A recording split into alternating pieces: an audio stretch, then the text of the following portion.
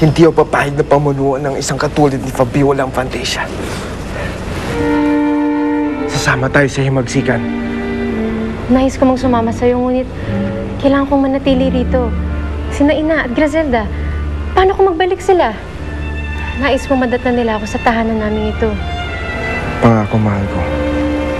Babalikan din kita kagad.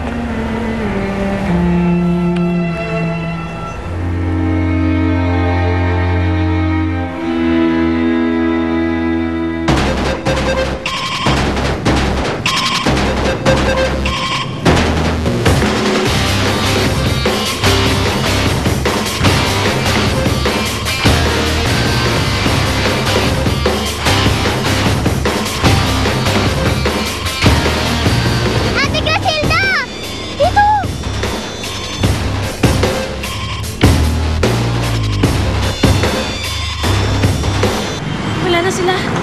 Ligtas na tayo. Ngunit hindi ko maintindihan kung bakit ka naririto, Jik-Jik.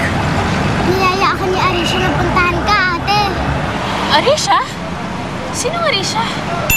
Walang iba kung hindi ako, Griselda.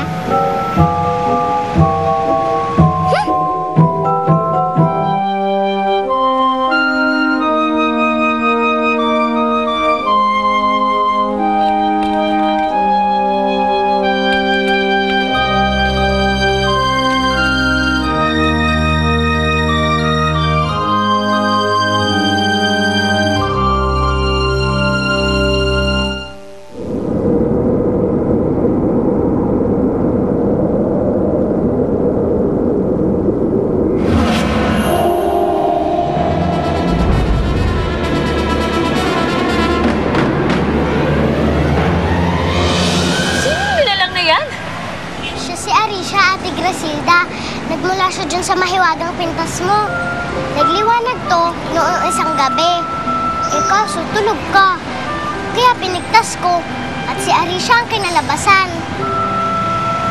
Ipinadala ako ni Fairy Godmother para gabayan ka at tulungan sa iyong misyon.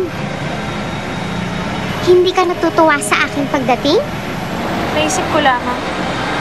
Paano niyo pa ako matutulungan makabalik sa Fantasia? Wala na si Eric. May pinili na siyang iba. At hindi na natin mababago iyon. Wala nang susi upang makabalik ako sa Fantasia. Paano na aking pamilya? Ang aking ina at kapatid. Ikaw si Anatalia, anak ni Matilda. Oo. Anong kailangan mo sa akin? Ang iyong buhay,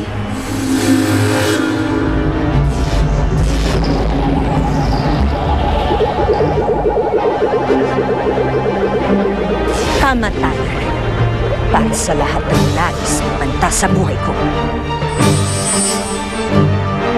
Paalam, Anatalia.